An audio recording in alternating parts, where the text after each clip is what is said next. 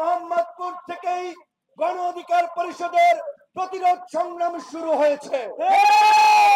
প্রতিবাদকে নির্মূল না করা পর্যন্ত এই দেশে নির্বাচন হবে না, এই দেশে গণ অধিকার পরিষদ থামবে না। সারা বাংলাদেশে গণ অধিকার পরিষদ এই গণহত্যার বিচার এবং গণহত্যাকারীদের রাজনীতির নিষিদ্ধের দাবিতে গণসমাবেশ এবং গণ আন্দোলন শুরু করেছে। যেমনি ভাবে আমরা এই জুলাই নয়, শুধুমাত্র গণ অধিকার এবং গণ অধিকার পরিষদের ছাত্র যুব শ্রমিক রাজনীতির শুরুতে আমরা যেটা বলেছিলাম, এই ফ্যাসিবাদের পতন না ঘটিয়ে আমরা ঘরে ফিরবো না। প্রিজন ভ্যানেও যখন বলেছিলাম 90% পতন হয়ে গিয়েছে, 10% ধাক্কা দিতে হবে, ধাক্কা আপনারা দিয়েছেন, ফ্যাসিবাদের পতন হয়েছে। আজকের এই সমাবেশ থেকেও গণ অধিকার পরিষদ সহ গণ অভ্যুত্থানের সকল অংশীজনদেরকে বলবো, আমাদেরকে আরেকটু ধাক্কা দিতে হবে এই ফ্যাসিবাদকে এই দেশ থেকে উৎখাত করার জন্য। এই ফ্যাসিবাদকে উৎখাত না করে, এই ফ্যাসিস্টদেরকে নির্মূল না করে আমাদের কোনো অবসর নাই, আমাদের ঘরে ফেরা নাই।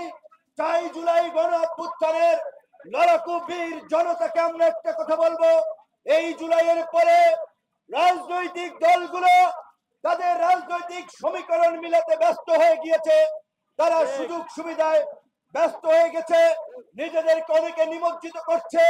যেই কারণেই আজকে এই জুলাইয়ের 8 মাস পার হলো, এখন পর্যন্ত এই নিরীহ ছাত্র জনতার উপরে যে বর্বরতা গুলি চালিয়েছিল, হামলা চালিয়েছিল, তাদের বিচারের অগ্রগতি হয় নাই, তাদেরকে গ্রেপ্তার করা হয় নাই, বরঞ্চ তারা রাজপথে নেমে আমাদের বিরুদ্ধে হুঙ্কার দেয়।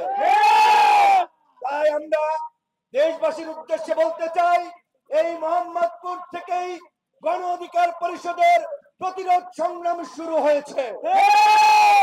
প্রতিবাদকে নির্মূল না করা পর্যন্ত এই দেশে নির্বাচন হবে না, এই দেশে গণ অধিকার পরিষদ থামবে না। বন্ধুগণ, আমার এই ডান পাশে এই যে আমাদের মোহাম্মদপুরের গণ অধিকার পরিষদের নেতা তরুণ যুবক রাসেল, আপনারা জানেন মর্মান্তিক ভাবে আহত হয়েছে। বাম পাশে ছাত্র নেতা ওলিউল্লাহ আহত হয়েছে, তাদেরকে বিদেশ পাঠানোর জন্য ভোট গঠন করা হয়েছে।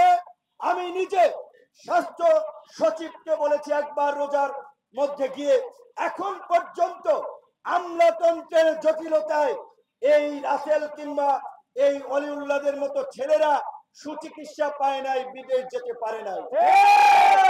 মুখ খারাপ করে একটা গালি দেই, আর এই শালারা কেউ সচিব হয়েছে, উপদেষ্টা হয়েছে, আর আমার ভাইয়েরা এখনো তাদের স্বাভাবিক জীবনে ফেরা নিয়ে আতঙ্কে আশঙ্কায় আছে। পরিষ্কার ভাবে বলতে চাই, এই জুলাইয়ের গণ অভ্যুত্থানে আহতদের নিয়ে, তাদের ক্ষতিপূরণ দেওয়া নিয়ে যদি রাজনীতি যারা করে তাদের কিয়ামত ঘটাই দেব। কিন্তু এখন পর্যন্ত এই সরকারের বিরুদ্ধে কোন ওইভাবে বক্তব্য দেই নাই।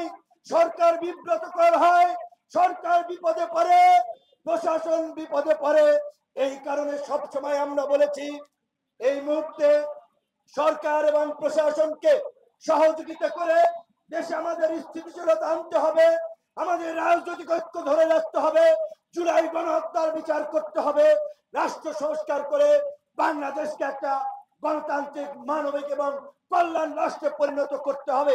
এই জাতীয় ঐক্য যাতে বিনষ্ট না হয়, সেজন্য কোন রাজনৈতিক দলের বিরুদ্ধে আমরা বক্তব্য দেই না, স্লোগান দেই না, সরকারের বিরুদ্ধেও তেমন দিচ্ছি না।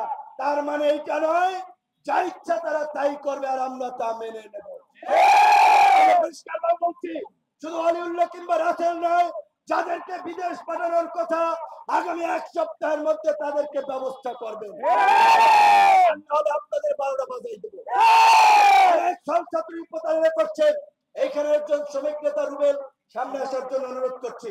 সেইখানে আপনারা শুনেছেন একজন শ্রমিক ছেলে, আসলে সামনে আসো, বক্তব্য বলেছে জুলাই ফাউন্ডেশনে সহায়তার জন্য গেছে, এই যারা ফাউন্ডেশনের দায়িত্ব আছে তাদের বিরুদ্ধে কথা বলার কারণে ওইখানে তাদেরকে নাকি আটকাইয়া মার দিছে।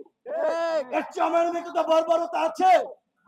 এই কাজ যারা করেছে তাদেরকে বলতে চাই, পা সুদা করে রাস্তা দিয়ে হাইটা যাইতে পারবা না। কিন্তু এই ছেলে পাঁচতলায় আমাদের শ্রমিক সংগঠন করে এই গণ অভ্যুত্থানের সামনের দাঁতগুলা ভাঙ্গা ফেলাইছে। তাই বারবার বলছি, এই দেশের সমস্ত গণতান্ত্রিক লড়াই সংগ্রাম, মানুষের অধিকার আদায়ে কৃষক শ্রমিক এই মেহনতি মানুষ রক্ত দেয়, জীবন দেয়, আহত হয়, পঙ্গু হয়, কিন্তু সুযোগ সুবিধা ভোগ করে ওই ভণ্ড ভাওতাবাজ নেতা এবং উঁচু তলার কিছু লোকেরা। তাই আপনাদেরকে বলছি, এইবার আপনাদের জেগে ওঠার সময় হয়েছে। আপনারা লড়াই করেছেন, আপনারা ফ্যাসিবাদ হটিয়েছেন, আগামীর বাংলাদেশের নেতৃত্ব আপনাদেরকে দিতে হবে। আমি যদি বলি, এই জুলাই গণ অভ্যুত্থানের পরেও এই মোহাম্মদপুরে কিশোর গ্যাংয়ের তাণ্ডব কমে নাই। ডাকাত, সন্ত্রাসী, ছিনতাইকারীদের দৌরাত্ম্য বন্ধ হয় নাই। মাদক ব্যবসায়ীদের ব্যবসা বাণিজ্য বন্ধ হয় নাই। শুধুমাত্র ব্যক্তির শেল্টার বদল হয়েছে। আগে দিত আওয়ামী লীগ, এখন দিচ্ছে অন্য নেতারা। তাই আমরা বলছি, বন্ধুগণ, মানুষ এখন সচেতন। এই দুর্বৃত্তায়িত রাজনীতির কবর রচনা করে এই দেশে নতুন রাজনীতি প্রতিষ্ঠা করার জন্য গণ অধিকার পরিষদকে এগিয়ে আসতে হবে।